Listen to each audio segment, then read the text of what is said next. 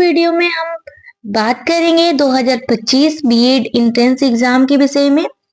जो भी छात्र छात्राएं बीएड और एमएड करने के लिए इच्छुक है उनके लिए एक बहुत ही महत्वपूर्ण जानकारी आज की भी इस वीडियो में दी गई है।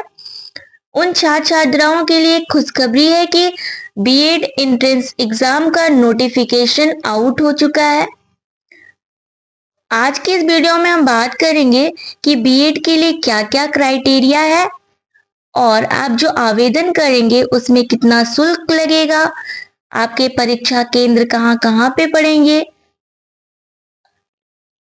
आवेदन की तिथि कब से कब तक है, और साथ ही साथ आज की वीडियो में हम बात करेंगे कि आपको कौन कौन सा सिलेबस पढ़ना है। तो आज की इस वीडियो बीएड एमएड के इच्छुक छात्र छात्राओं के लिए बहुत ही ज्यादा महत्वपूर्ण है।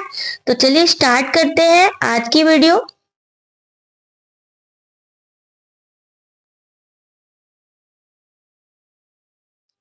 एप्लीकेशन स्टार्टिंग डेट जो आप लोगों का है वो है 15 फरवरी 2025 और एप्लीकेशन इन डेट है 15 मार्च 2025 को और डेट ऑफ एग्जाम है 20 अप्रैल 2025। आवेदन की प्रक्रिया, आप लोग अधिकृत वेबसाइट पे जाके ऑनलाइन फॉर्म भर सकते हैं।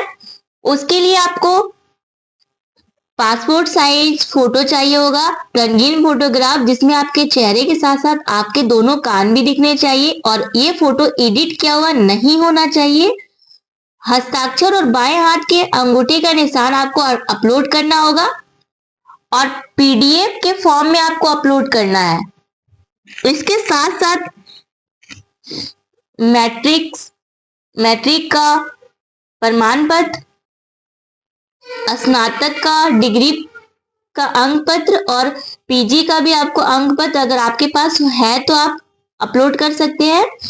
अगर आपने ग्रेजुएशन किया है तो भी आप इस फॉर्म को भर सकते हैं। अगर आपने पोस्ट ग्रेजुएशन किया है तो पोस्ट ग्रेजुएशन का भी मार्कशीट आपको अपलोड करना होगा। एनएसएस या एनसीसी का अगर प्रमाण पत्र आपके पास हो तभी आपको अपलोड करना, और नहीं है तो ना अपलोड करना है।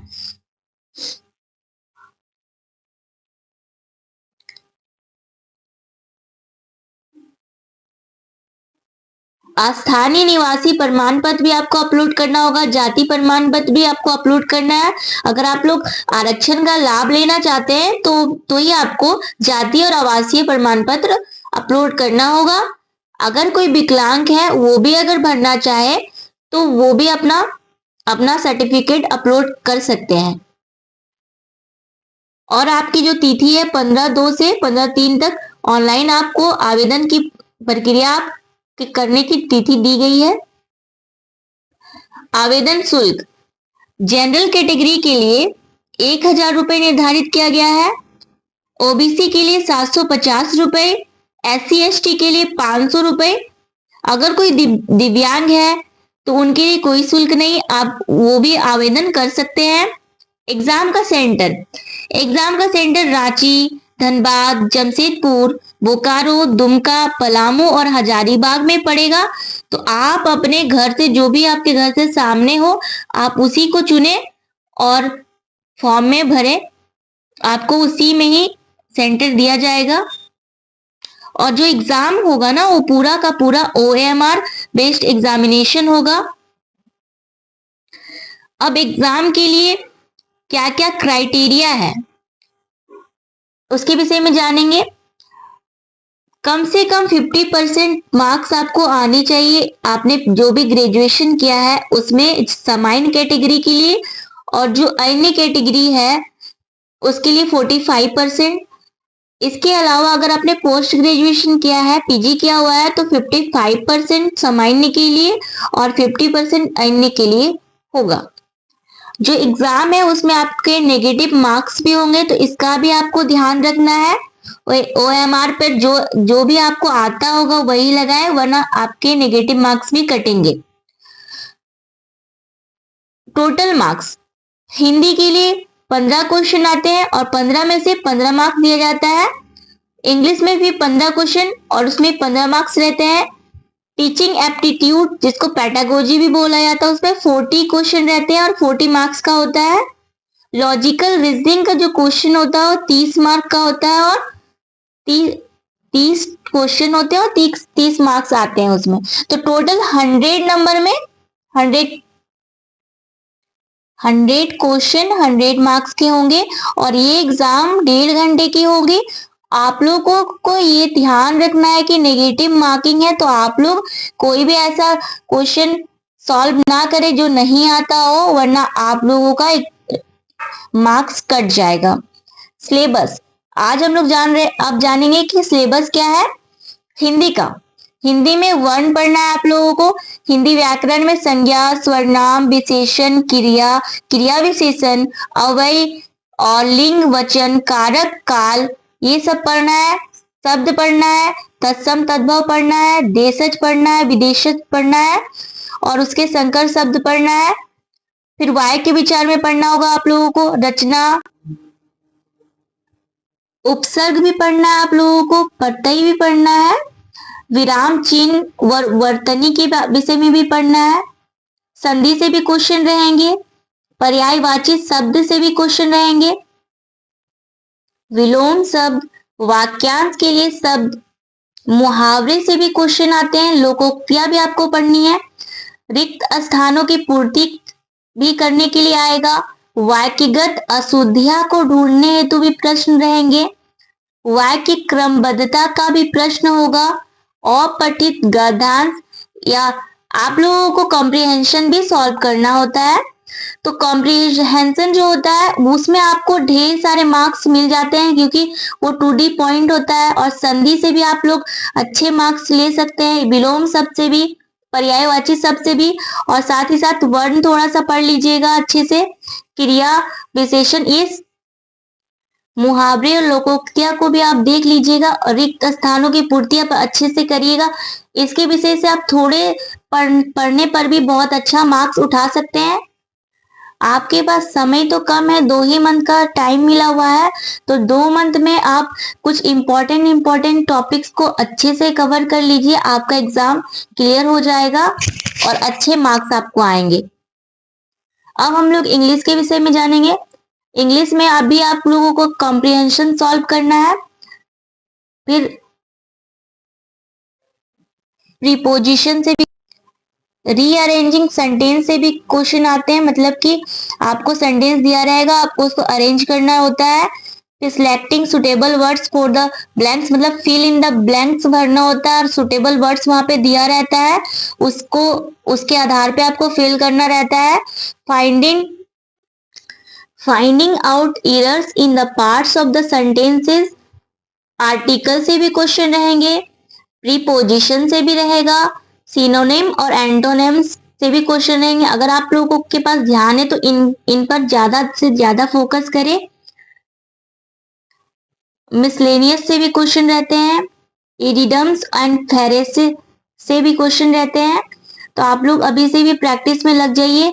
अगर आप लोगों को क्वेश्चन का पैटर्न जानना है या फिर प्रीवियस ईयर क्वेश्चन किस टाइप का आया हुआ है, अगर वो जानना है तो आप लोग कमेंट कर सकते हैं और हमारे साथ जुड़े रहेंगे तो आप लोगों को जानकारी मिलेगी कि किस तरह से क्वेश्चन आया हुआ है, तो आप लोगों का जितना भी कंफ्यूजन है वो दूर हो जाएगा। तो कमेंट करके जरूर बताइएगा कि अगर आप लोगों को जानना होगा कि क्वेश्चन किस तरह से आते हैं एग्जाम में।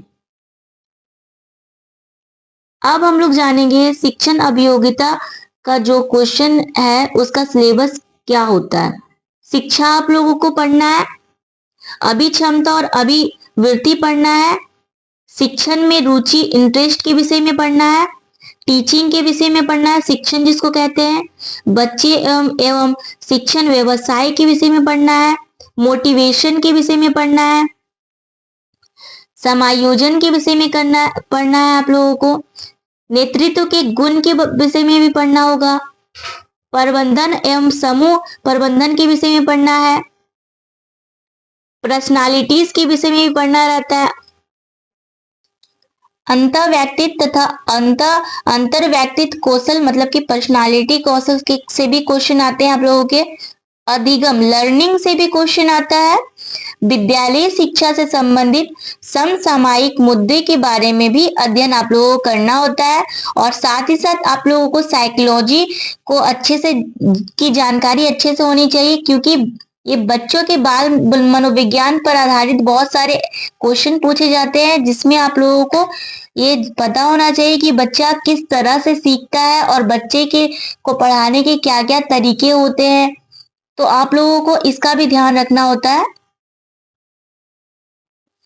तार्किक योग्यता का जो सिलेबस है उसमें आप लोगों को पढ़ना है विषम को ज्ञात करना, सादृश्यता परीक्षण के विषय में, रक्त संबंध के विषय में पढ़ना होगा,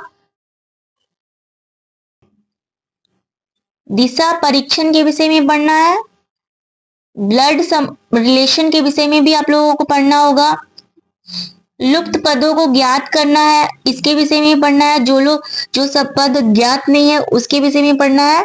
संख्या एवं अक्षर श्रृंखला के विषय में पढ़ना है। समस्या को सुलझाने के संबंधित विषय के बारे में पढ़ना है। न्याय निगमन के विषय में पढ़ना है। संख्यात्मक क्षमता के विषय में पढ़ना है। कथन और निष्कर्ष के विषय में भी आप लोगों को पढ़ना होगा। निष्कर्ष ज्ञात करना मतलब जो आपका कंक्लूजन होता है ना, तो उसके संबंध में भी आप लोग कैसे ज्ञात करोगे, ये इससे जो क्वेश्चन आते हैं वो रीजनिंग एबिलिटी के क्वेश्चन आते हैं। कथन और अनुमान के विषय में पढ़ना होता है। तार्किक समस्याएं के विषय में पढ़ना होता है। कोडिंग डिकोडिंग इसका आप लोग ध्यान रखेंगे, ये आता ही आता है। आकृतियों को गिनने के विषय में, जो भी इमेज होते हैं उसको कैसे आप काउंट करेंगे उससे भी क्वेश्चन रहता है। शब्दों का तार्किक क्रम में लगाने के विषय में क्वेश्चन आते हैं। गणितीय संक्रियाएं के क्रम में क्वेश्चन आते हैं। आकृति पूर्ति के लिए क्वेश्चन आते हैं। दर्पण प्रतिबिंब के लिए क्वेश्चन आते हैं। कथन और तर्क के लिए भी क्वेश्चन आते हैं। तो आप लोग पहले सिलेबस को अपने कॉपी में नोट कर लीजिए अच्छे से, और उसी के आधार पे पढ़ना स्टार्ट कीजिए टॉपिक वाइज। और आपको क्वेश्चन चाहिए होगा तो आप लोग जरूर से जरूर कमेंट कीजिएगा। तो आज की वीडियो के लिए बस इतना ही। अगर आप लोगों को कुछ भी जानना हो तो आप लोग कमेंट कर सकते हैं। अगली वीडियो जो होगी हमारी, वो बीएड में पिछले वर्ष का जो क्वेश्चन पेपर था एंट्रेंस एग्जाम का, वो किस प्रकार का था उसके विषय में होगा, ताकि आप लोगों का सारा कंफ्यूजन दूर हो जाएगा। और भी अगर आप लोगों को किसी भी टॉपिक के विषय में महत्वपूर्ण जानकारी चाहिए होगा तो हमारे चैनल को आप फॉलो कर सकते हैं। तो लाइक कीजिए, सब्सक्राइब कीजिए और कमेंट जरूर से जरूर कीजिएगा। आज के लिए बस इतना ही। धन्यवाद। Thank you.